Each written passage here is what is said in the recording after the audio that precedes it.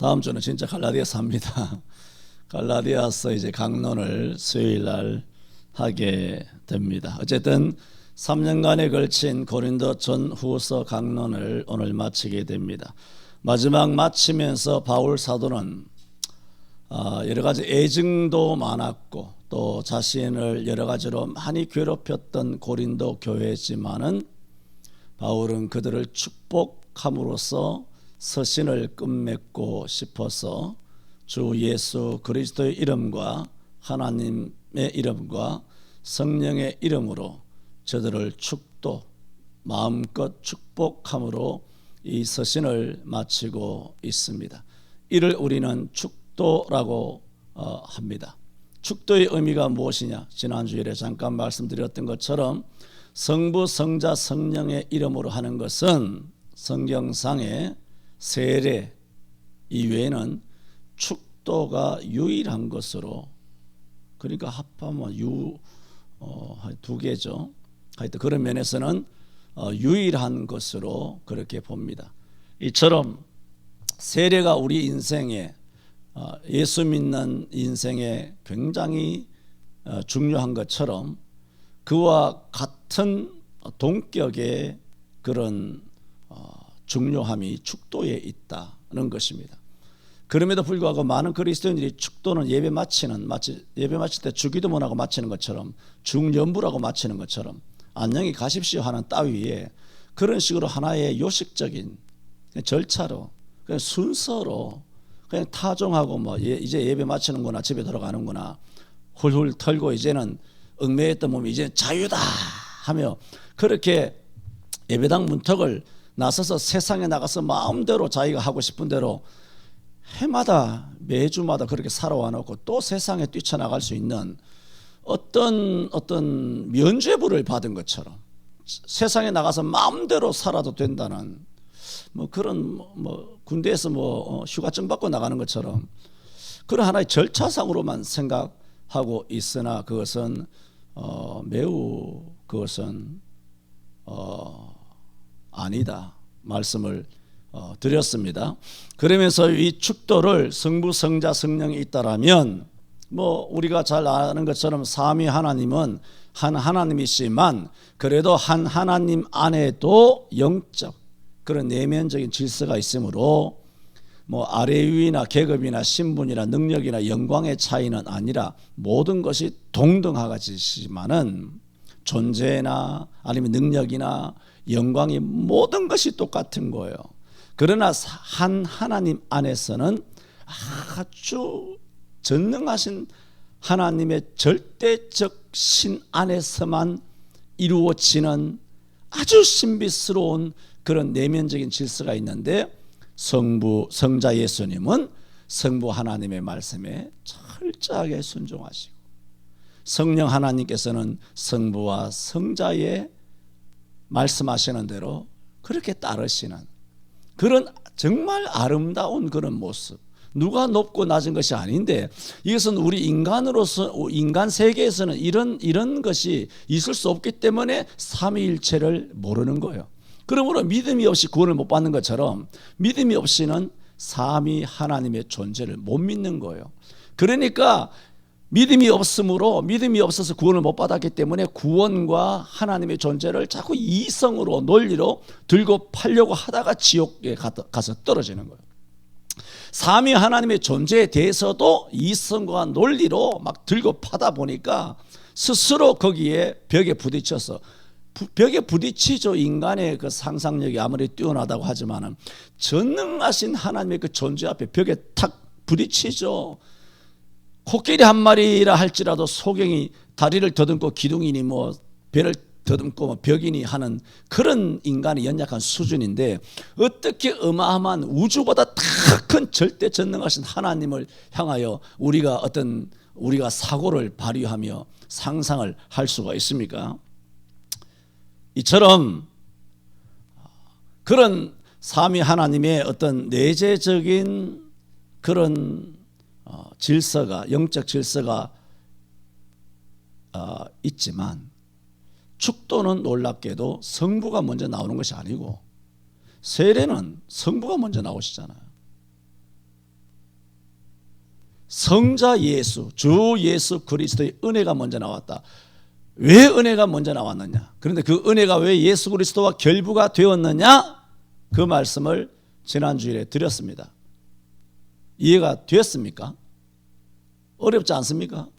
이해가 되죠? 왜 예수 그리스도에게 은혜가 결부가 되어야 되냐 하면 예수 그리스도를 통하여서 우리에게 은혜를 베푸셔야 했기 때문이에요. 왜? 우리는 죄인이니까. 죄인에게 뭘 요구하면 죄인은 천국 갈 길이 없어요. 뭐 조금이라도 100만 분의 1이라도 요구하면 100만 분이 아니라 억만 분의 1도 요구하면 왜 천국에 못 가 지옥 가느냐 하면 억만 분의 1도 사람은 하나님의 그 요구를 이루어낼 수가 없어요. 하나님 뭐든지 요구하면 안 돼. 우리한테 구원받는 데 있어서 뭐든지 요구하면 우리는 그날 지옥 가는 거예요. 뭐 또 요구하지 않는 것이 뭐냐? 그 은혜라는 거예요. 은혜는 값없이 거저. 그걸 뭐라고? 은혜라. 은혜가 뭐야? 내 것이 아닌 것을 내게 주는 거예요. 은혜예요. 값없이 주는 것이 은혜예요. 아무런 행함이 없는데 의롭다 하는 것이 은혜라는 거예요. 믿기만 하라고. 그만 하면 하나님의 아들이 구원받는다는 거예요. 그게 은혜라는 거예요. 아무것도 요구하는 것이 없어요. 그러면 믿기만 하면이라고 했네? 그것도 요구한 거 아니에요? 그 믿기만 하면이라는 그 조건조차도 그 믿기만 하면이라는 조건조차도 하나님이 이루어 주시는 거예요. 무엇 때문에? 은혜로. 그게 누가 하시느냐? 성령이 하시는 거예요. 그러므로 은혜로 말미암지 않고는 아버지의 사랑이 우리에게 안 와요. 성령님의 교통이 우리한테 올 길이 없어요. 방법이 없어요. 태양에 있어요. 태양이 있는데 대기권이 없어. 오존층이 없어. 태양이야. 뜨거운 태양. 사랑이 뜨겁다 그러잖아요. 뜨거운 하나님의 사랑이 있어. 우리를 너무 사랑하는 거야. 그래서 이 지구라고 하는 이 지구를 너무 사랑하기 때문에 그 뜨거운 태양으로 지구를 안아버렸어. 사랑으로 아는 거예요. 뜨거운 사랑으로. 태양보다 더 뜨거운 사랑으로 우리를 안아버리셨어요. 왜? 사랑하시니까. 그럼 우리는 어떻게 되나요? 죽어버려요.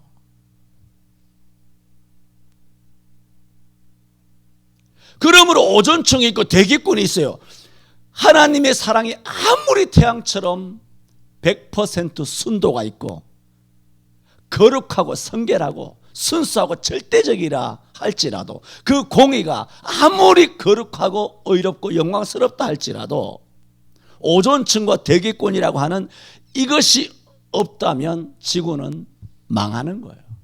하나님이 내가 너희를 사랑해서 안아줬는데 내가 사랑하기 때문에 내가 너희를 너희가 죄를 지었기 때문에 이제 죄 짓지 말라고 공의가 무엇인지 가르쳐 주려고 공의로 너희를 안아줬는데 그 순간 지구는 파편처럼 먼지처럼 지구는 박살나버리는 거예요.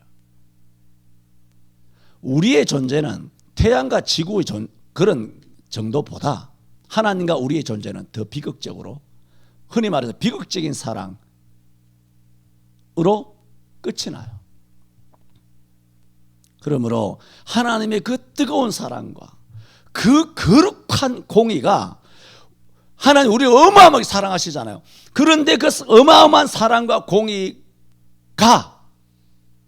사랑하고 공의를 한다고 하면서 우리를 파괴시키는 것이 되면 안 되기 때문에 그것을 파괴시키지 않는 사랑, 우리를 지옥으로 가게 하지 않는 그 하나님의 의로움과 그 정의와 그 거룩함을 이루시기 위하여 하나님께서 반드시 무엇이 필요했느냐?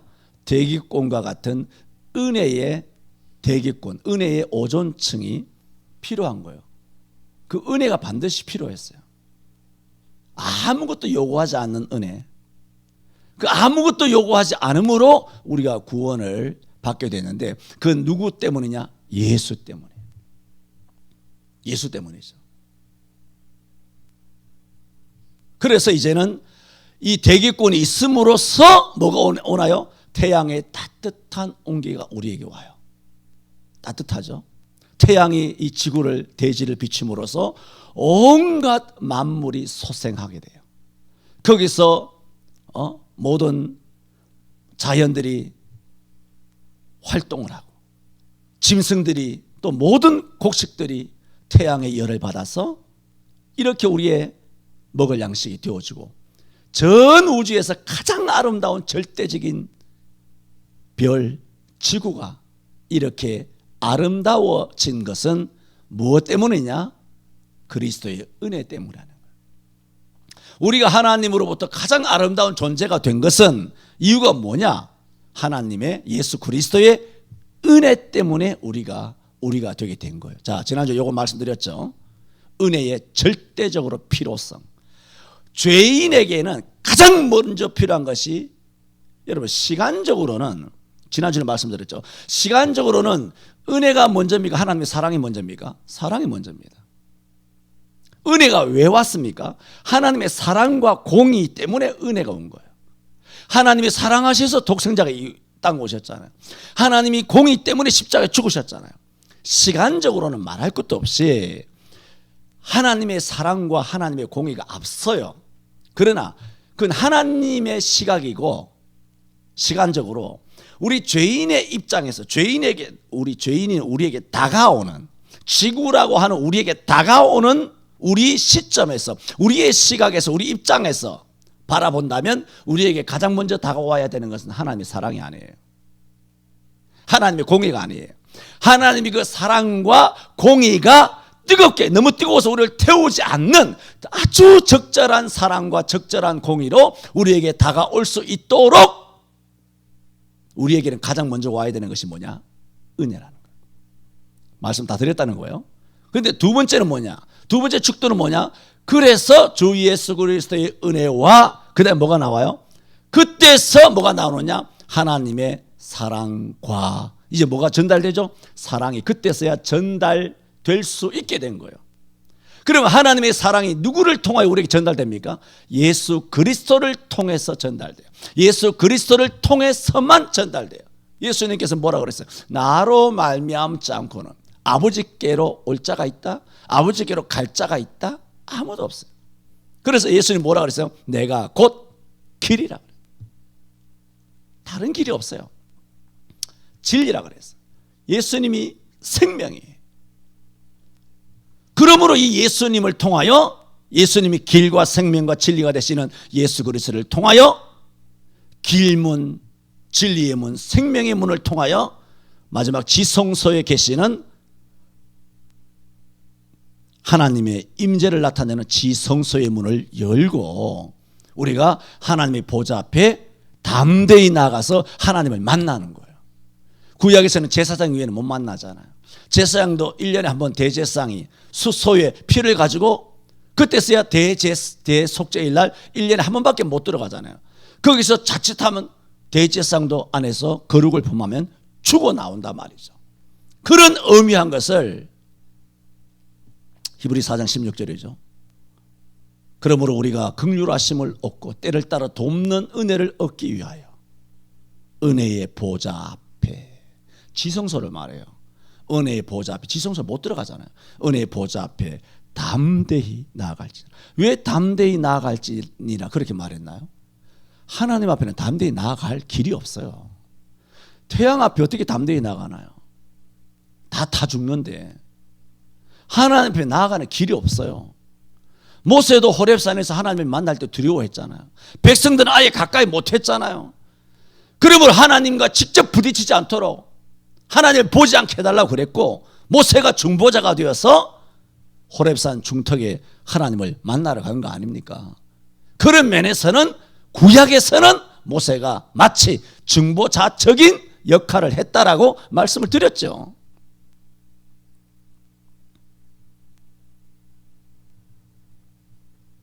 그래서 오늘 두 번째 드리는 것은 하나님의 사랑과라는 겁니다. 왜 두 번째 나오느냐? 그리스도의 은혜가 임하면서 그때 제일 먼저 우리에게 전달되는 것이 하나님의 사랑이라는 거예요. 물론 시간적으로는 다 말씀드렸습니다. 시간적으로는 하나님의 사랑이 앞섭니다. 앞서야 은혜가 만들어지거든요. 앞서야, 공의가 앞서야 그리스도의 속죄가 완성이 되거든요. 그래서 하나님의 사랑과 이것이 두 번째로 나옵니다. 다음 마지막 세 번째로 성령의 교통하심이 너희 무리와 함께 있을지어다. 축도의 세 번째. 자, 순서로는 하나님의 사랑이 가장 먼저죠. 그렇잖아요. 사랑과 공의. 하나님이 세상을 이처럼 사랑하사, 이게 선제, 조건이 되어야 그 다음에 독생자가 이 땅에 오는 거예요. 그래서 은혜가 이루어지는 거예요. 은혜가 만들어지는 거죠. 은혜가 형성, 성립, 발생되는 거예요. 그러면 시간적으로 보면은 하나님의 사랑이 제일 앞서요. 두 번째는 뭡니까? 성자 예수님이 이 땅에 오셔서 십자가에 못 박혀 죽으심으로 그때부터 예수 그리스도를 통하여 은혜가 이루어지는 것이죠.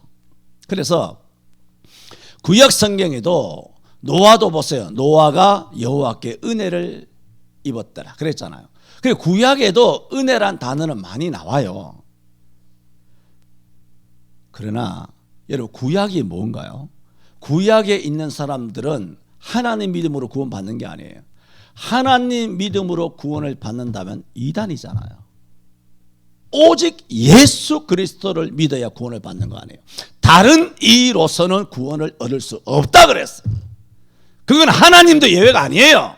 왜?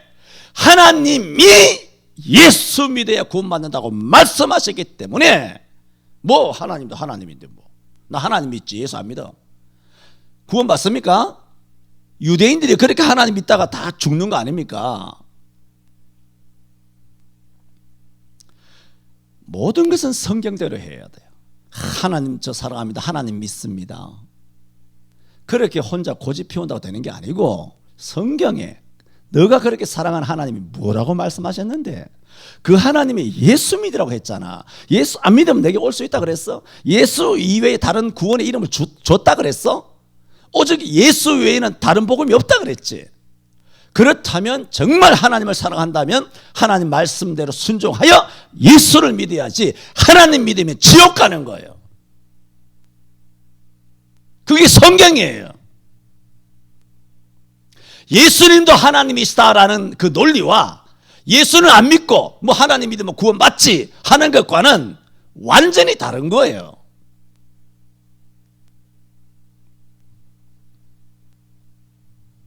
이렇게 구약에도 은혜라는 말이 많이 있지만 아시잖아요. 구약도 다 예수 믿음으로 구원을 받잖아요. 그래서 구약은 뭐냐? 장차 오실 예수를 믿음으로 구원받는 거 아니에요. 우리는 이미 오신 예수를 믿음으로 구원받잖아요. 그러면 신구약이 누구든지 간에 아벨이든 아담이든 노아든 아브라함이든 간에 예수 안 믿으면 다 지옥 가요. 전부 다 예수 믿음으로 구원받지, 구약이 구약 시대가 있고 신약 시대가 율법이 있고 무슨 은혜 시대가 있는 것이 아니라 전부 다 은혜 시대예요. 전부 다 복음 시대예요. 단지 구약의 율법은 우리를 은혜의 시대, 은혜로 이끌어오기 위한 하나의 몽학 선생과 같은 거예요. 그냥 우리의 그리스도 앞에 나오기 위한 하나의 디딤돌일 뿐이에요. 디딤돌의 역할일 뿐이지 그 구약의 율법이 구원을 주는 게 아니죠. 구약도 전부 다 예수 그리스도를 바라보는 구원받는 거예요. 왜 이 말씀을 드립니까? 은혜도 마찬가지라는 거예요. 구약인데 왜 예수님이 십자가에 못 박혀 죽어야 은혜가 발생한다 그랬잖아요. 그런데 구약에서는 왜 노아가 아브라함이 왜 하나님 앞에 은혜를 입었습니까? 구약에도 은혜라는 단어가 여러 번 나오는데 왜 은혜를 입었을까요? 그것도 마찬가지예요. 장차 오실 예수 그리스도를 담보로 예수님이 십자가에 죽으시고 부활하시는 속죄를 값을 지불하실 것을 담보로 우리에게 뭘 주셨다? 구약에서 은혜를 주셨다는 거예요. 그러면 구약의 은혜는 뭡니까? 어음과 같아요. 약속음. 우리는 뭐죠? 현찰을 받은 거죠. 어음도 어음이 3개월, 요즘 어음이 있나요? 요즘 시대가 어떻게 변화되는지 모르지만 뭐 3개월 어음이 있고 6개월 어음이 있으면 뭐 부도 나는, 세상에서 부도 나는 게 많지만 하나님께는 부도 날 게 뭐가 있나요? 그래서 6개월 뒤에 찾아가면, 그 은행에 가면 거기서 다 현금으로 다 돌려받는 거잖아요. 이게 사실 원칙이잖아요. 그러면 구약에서는 은혜라고 하는 어음을 받은 거고, 왜? 예수님 아직 안 오셨으니까. 예수님 오시면 이것이 효과가 발생하는 거죠. 우리는 이미 예수님 오신 지 오래됐으니까 우리에게는 구원이라 은혜라고 하는 것이 뭡니까? 제깍제깍 현찰로 와요. 자, 지금 시간을 설명하는 거죠. 제일 먼저가 뭡니까? 하나님의 사랑과 공의. 하나님의 두 가지 절대적인 속성. 하나님의 사랑과 공의가 시간적으로 제일 먼저죠. 두 번째는 뭡니까? 이 사랑과 공의로 우리를 구원하시려고 하는데 태양이 우리에게 오면 우리 다 죽으니까 은혜가 있어야 돼요. 우리한테 아무것도 요구하지 않는 그 은혜가 예수님이 이 땅에 오심이죠. 그러므로 시간적으로는 예수님이 오심이죠. 자, 오셔서 다 이루셨죠. 은혜가 발생됐어요. 은혜가 이루어졌어요. 이제는 은혜로 누구든지 예수 믿으면 구원받을 수 있어요. 아무것도 구하지 않아요. 믿기만 하면 돼요. 우리한테 요구하는 것이 없어요.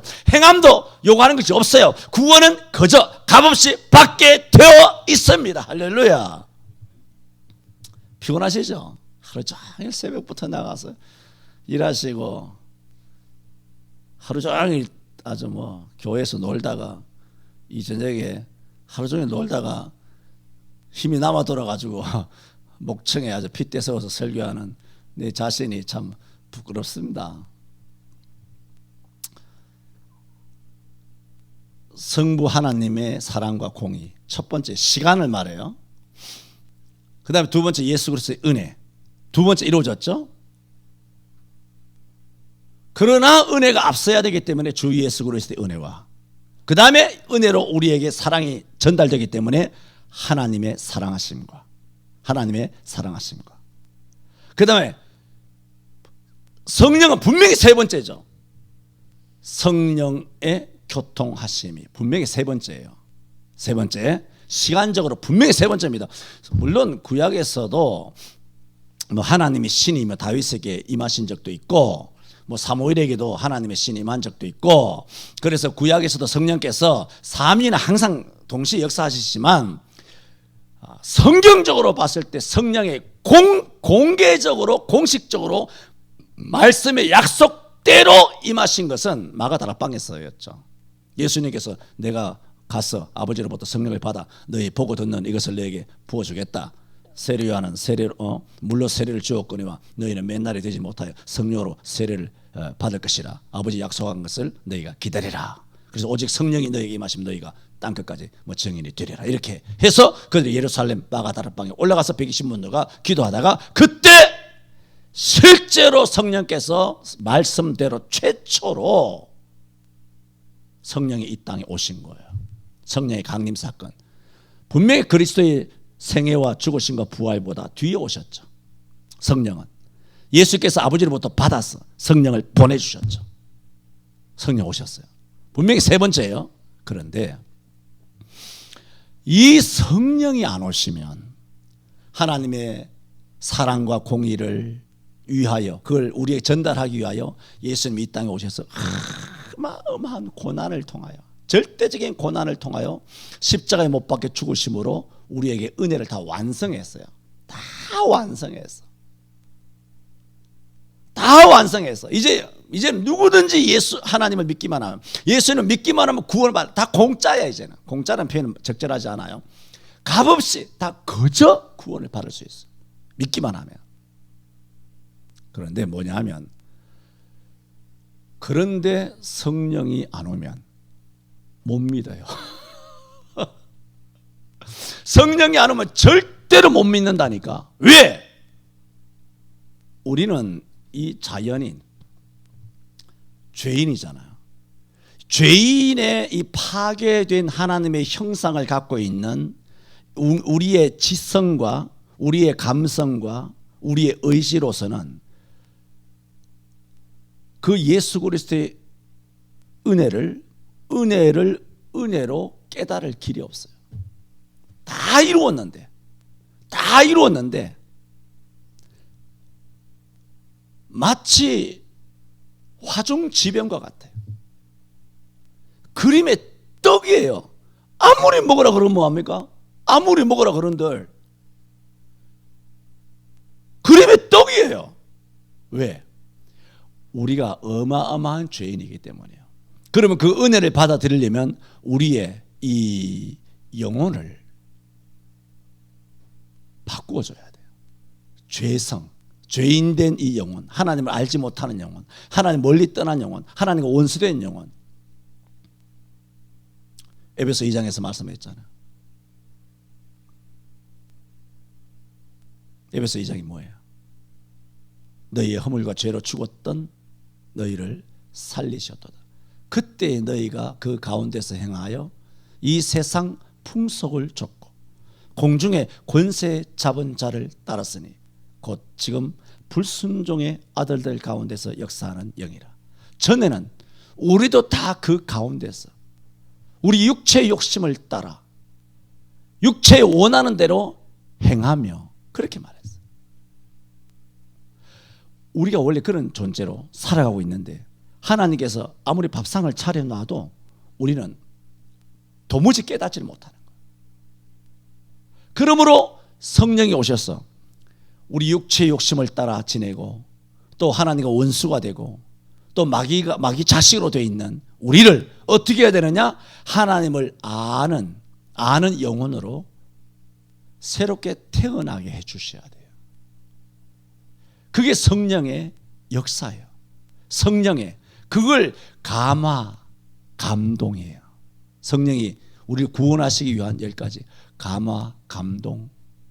첫 번째예요. 감화. 왠지 교회 가봐야 되겠다. 교회 가네?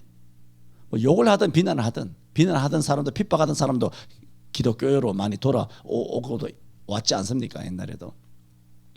여러 가지 감화, 이웃 사람을 통하여, 부모를 통하여, 직장 동료를 통하여, 혹은 뭐 기독 방송을 통하여서 여러 가지 채널은 수천만 가지예요. 한 사람이 구원받는 데 있어서 그걸 가지고 성령께서 감화하세요. 마음을 조금씩 감화. 그러다가 감동, 가슴에 쾅 하고 부딪힐 때가 있어요. 그래서 교회의 발걸음을 시작해요.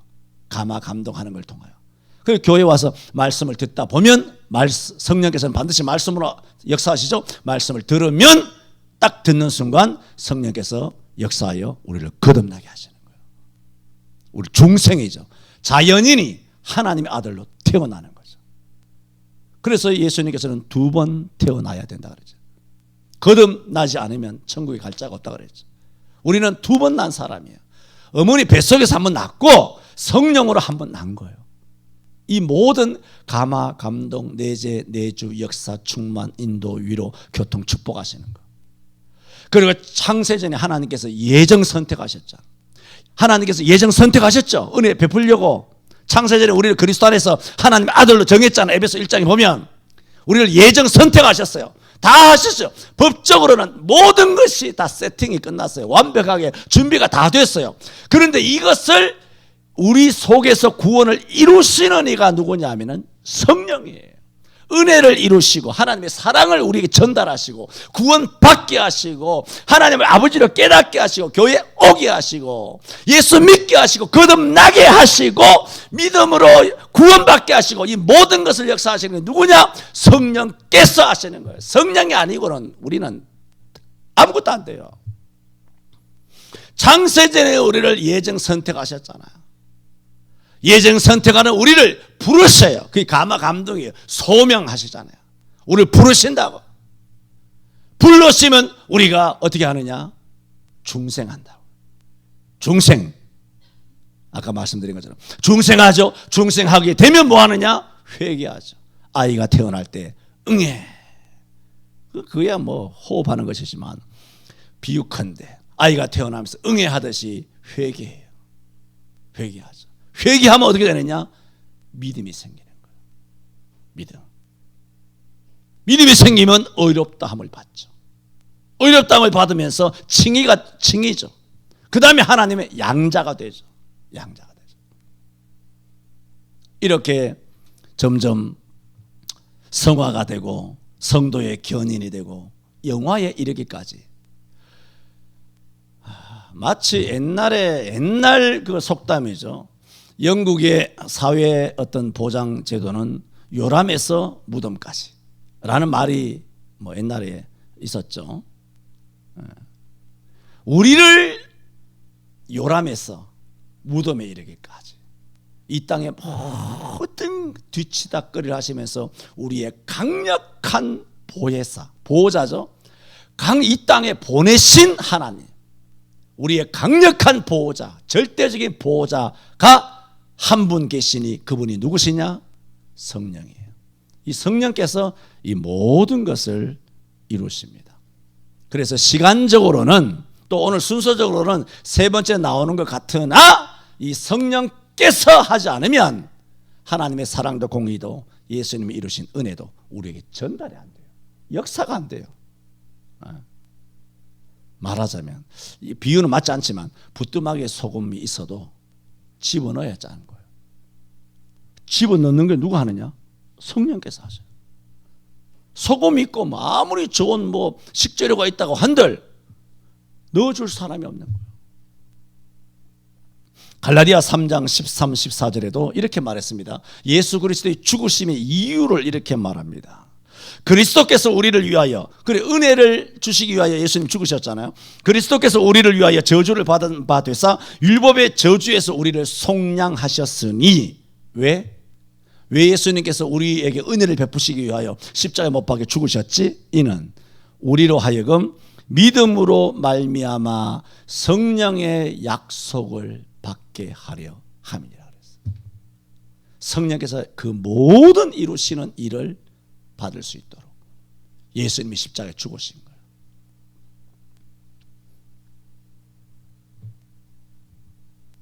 오늘 지난주와 함께 축도라는 제목으로 삼위 하나님의 축복을 요약한 세 단어. 첫째는 은혜, 두 번째는 사랑, 세 번째는 교통.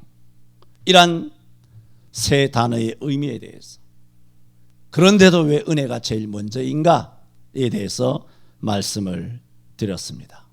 자, 고린도 교회에 이 서신을 마치면서 바울이 이 마지막 말씀에 이와 같은 성부, 성자, 성령으로 축도를 한 것은 이런 뜻입니다. 그러므로 그리스도인이란 뭐냐? 삼위 하나님이 함께하는 사람, 그게 그리스도인입니다. 주 예수 그리스도께서도 우리와 함께하죠. 하나님 아버지도 우리와 함께하죠. 성령님도 우리와 함께하죠. 주 예수 그리스도는 모든 은혜의 원천으로서 우리와 함께하세요. 성부 하나님은 모든 사랑의 원천으로서 우리와 함께하세요. 성령 하나님은 모든 영적 신령한 봉사, 우리의 그런 역사를 하시기 위하여 함께하세요. 그러므로 축도란 뭐냐? 삼위 하나님의 이름으로 하는 삼중적인 축복입니다. 삼위 하나님의 이름으로 하는 삼중적인 은혜가 바로 축도입니다. 애증이 많은 고린도 교회였지만 이게 뭘까요? 바울 사도는 고린도 교회를 위하여 마음껏 축복하였다는 말입니다. 그러므로 우리가 매주마다 축도를 받는 마음의 자세가 이게 얼마나 중대한 축복인가, 은혜인가 깨닫고 더욱 간절하게 사모하는 자, 잠언 8장 17절에 나를 사랑하는 자들이 내 사랑을 입으며 나를 간절히 사모하는 자가 나를 만날 것이니라. 또 사무엘상 2장 30절에도 나를 존중히 여기는 자를 내가 존중히 여기고 나를 멸시하는 자를 내가 저를 경멸히 여기리라 말씀하신 것처럼 우리는 사모하는 심령을 가져야 합니다. 기도합니다.